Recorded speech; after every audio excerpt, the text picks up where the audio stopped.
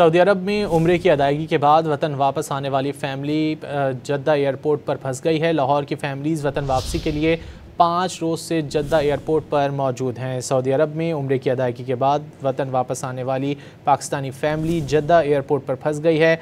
लाहौर की फैमिलीज़ वतन वापसी के लिए 5 रोज़ से जद्दा एयरपोर्ट पर मौजूद हैं। रोज़ाना टाइम दिया जाता है, वापस पाकिस्तान नहीं लाया जा रहा। मुसाफिरों की जानिब से गिला किया जा रहा है। मुसाफिरों का पाकिस्तानी आला हुक्काम से नोटिस लेने का मुतालबा भी सामने आया है। सऊदी अरब में उम्रे की अदायगी के बाद वतन वापस आने वाली पाकिस्तानी फैमिली जद्दा एयरपोर्ट पर फंस गई है। लाहौर की फैमिलीज़ वतन वापसी के लिए 5 रोज़ से जद्दा एयरपोर्ट पर मौजूद हैं।